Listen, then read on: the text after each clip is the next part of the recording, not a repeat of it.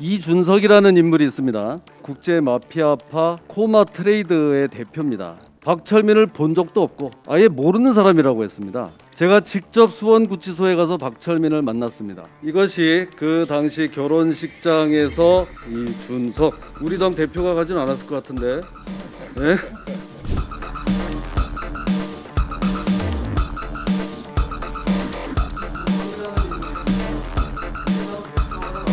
그 이재명 후보 배우자가 얼마나 다쳤는지 굉장히 궁금합니다. 그런데 이 후보는 하루만이라도 남편이고 싶다 뭐 이렇게 말을 했는데, 바로 그날 SNS에 글을 올려서 그 박철민 씨가 보낸 협박 편지를 분석 중이라고 밝혔습니다. 이준석이라는 인물이 있습니다. 우리 당 대표와는 완전 다른 조폭 출신의 국제 마피아파 그 코마 트레이드의 대표입니다. 이 사람이 며칠 전 김어준의 뉴스공장에 출연해서 박철민 씨로부터 회유 협박 편지를 받았다.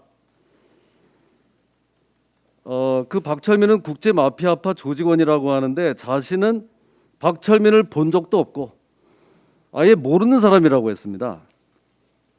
과연 그럴까요? 이거 좀 너무 나간 거 아닐까요? 제가 직접 수원구치소에 가서 박철민을 만났습니다. 이준석은 박철민 씨를 모른다고 하는데요. 그 박철민에 의하면 자신이 2016년 4월 결혼할 때 이준석이 참석을 했다. 당시 꽤 많은 축의금까지 준 사실이 있다고 합니다.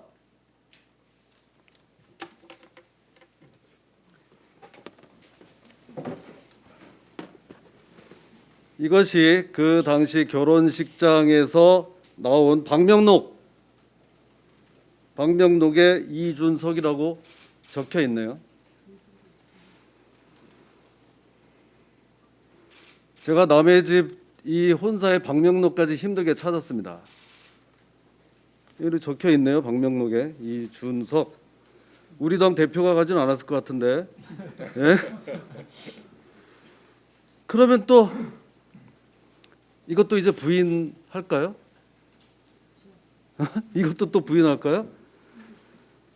그러다 나중에 이제 사진이 나오면 어떡할까요? 사진도 찾고 있는데. 자, 이 박철민이 국제 마피아파 조직원이라는 사실조차도 부인합니다. 이준석은. 왜? 그래야 몰랐다고 할 수 있으니까. 같은 조직원이라고 하면은 모른다고 할 수가 없잖아요. 그래서 제가 또 하나 찾았습니다. 그럼 또 이거는 뭡니까? 경찰이 작성한 인지 보고서입니다. 예? 경찰이 작성한 인지 보고서에 이준석과 박철민이 같이 막 나옵니다. 여기. 예? 그런데도 모른다고 할 거냐? 제 말의 취지는 그거고요. 조금만 더 말씀을 드리면, 이 보고서는 국제 마피아파 조직원들이 박철민을 야구방망이로 때린 사건입니다. 소위 빠따 사건. 이준석이 때린 건 아니에요. 조직원들이 박철민을 데려다가 때렸는데 그 이유가 재밌습니다.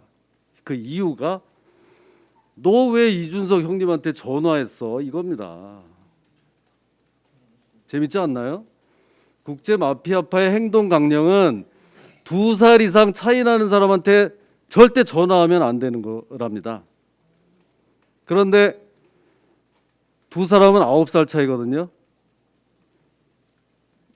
박철민이 이준석한테 전화를 한 게 알려지니까 불러다가 빠따를 때린 거예요. 아주 자세히 나옵니다. 그때 당시 상황이 경찰 인지 보고서에 이렇게 나옵니다. 국제 마피아파 조직원들이 조직원인 박철민이 선배 조직원 이준석에게 전화해서 이제 박철민의 얘기입니다. 동생이 벌금이 있어서 검거가 됐습니다, 형님. 벌금 500만 원 좀 내주십시오, 형님. 이렇게 이준석에게 버릇없이 행동하였다는 이유로 국제파 조직원으로서의 기강을 바로잡기 위해 야구방망이로 박철민 등 3명의 엉덩이를 각 30회씩 때렸다는 대목이 여기 나오는 겁니다.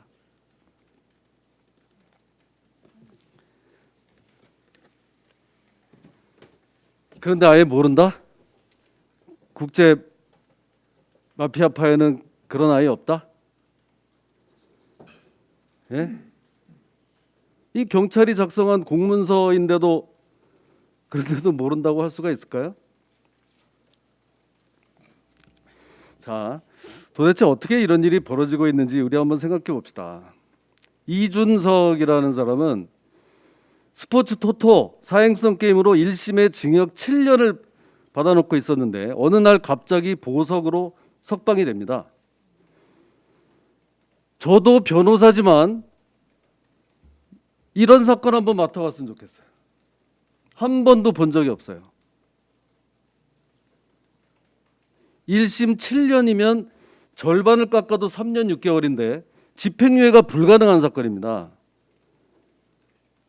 그런데 보석으로 석방을 했어요. 그리고 김어준 방송에까지 출연합니다. 저도 또 재판을 받아봤지만 재판을 받는 피고인의 심정은 떨어지는 낙엽도 피합니다. 방송에 나가서 막 떠들어요. 보통은 상상하기가 힘듭니다. 이거 좀 냄새가 나는 것 같습니다. 그러면서 무슨 같은 조직원으로 활동하고 결혼식에까지 참석했다는 사람을 모른다고? 이러는 거는 이 보석 조건에 위배되지 않을까요? 김어준 방송 이래도 됩니까? 서울시 예산을 가져다가 보석 석방 중인 사람을 출연시켜서 마구 이렇게 떠들게 해도 됩니까? 방송 윤리 문제가 있는 것 같습니다. 서울시에 이 사실을 알려서 대책을 세우도록 우리 특위 차원에서 요구를 하겠습니다.